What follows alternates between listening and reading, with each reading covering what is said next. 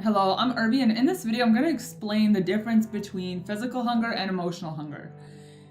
I think that this is going to help answer two of the most common questions I get, and those are, how do I control my cravings? And I'm so hungry between meals, I don't know what to do, help. And to answer this simply, you have to fix what's eating you first. Look, obesity is really just an unhealthy buildup of unaddressed emotions, doubts, stresses, false beliefs, and fears. And this is why it's important to understand the difference between emotional hunger and physical hunger. Once you understand how each of these presents itself, you'll be able to choose and control your actions and behaviors so that you can have the outcome that you want. First, let's talk about emotional hunger. Emotional hunger tends to come on suddenly, and it's usually later in the day, especially at night. Two of my most common questions are, how do I control my cravings at night? And what do I do to control my hunger between meals? And my question to you is, why are you hungry if you just ate? So let me ask you this. Have you ever eaten something to wash away the day? Have you just nibbled or snacked on something because you're bored? Chipped away at some chocolate because you're heartbroken? Dipped into some ice cream because you're depressed? This is emotional eating. The signs of emotional eating are it usually comes on suddenly, and most of the time it's accompanied by a negative feeling like anxiety, stress, depression, exhaustion, sometimes even boredom. You'll usually tend to have specific cravings for really specific foods, and those usually tend to be our comfort foods.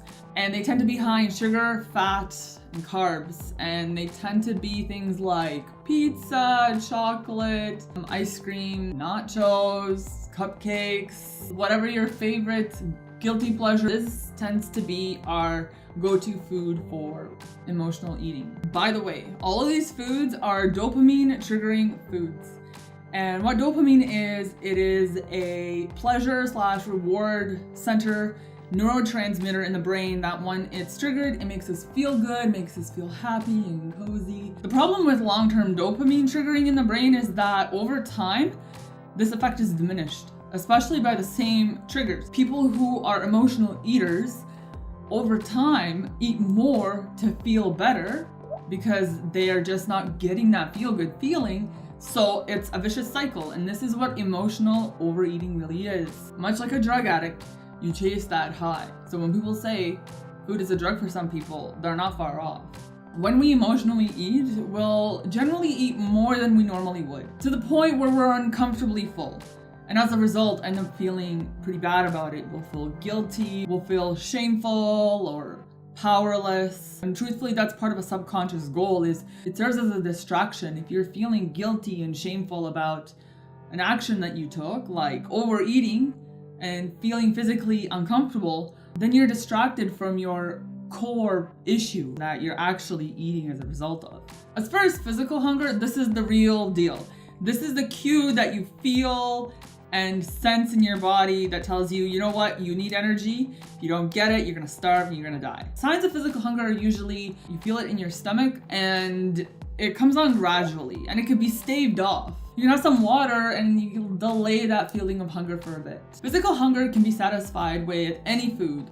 An apple, salad, liver, things you normally wouldn't eat. Your hunger can be addressed with these foods, and you'll be willing to eat anything, especially in extreme cases. I'm not talking about what you want to eat. I'm simply trying to illustrate a point that in real hunger, especially in extreme cases, you'll eat anything to satisfy that hunger. After you eat, you tend to feel satisfied and full and guilt-free. There's no feelings about what you ate, because you satisfied your true hunger and you weren't feeling an emotional void. Some signs of true physical hunger are emptiness in the stomach, grumbling sounds, that feeling of weakness, and sometimes, I notice that when I get truly hungry for an extended period of time, the colors that I see tend to slightly be dull. Then the moment I eat, everything seems more vibrant. So that's a symptom of physical hunger. There's ways you can test this. If you're struggling with hunger or cravings, stop for a second and ask yourself, would I eat an apple right now? If the answer is no, you're dealing with emotional hunger, hands down. How do you overcome this? Well, I would say first and foremost, limit or altogether avoid the triggers. You first have to figure out what those are, do your best to avoid them or limit them. And ultimately, the best thing you can do to address emotional eating is address the issues that are causing them through inward reflection, self-help, even therapy if you need to go in that direction, especially in cases of extreme overeating. Definitely seek out help.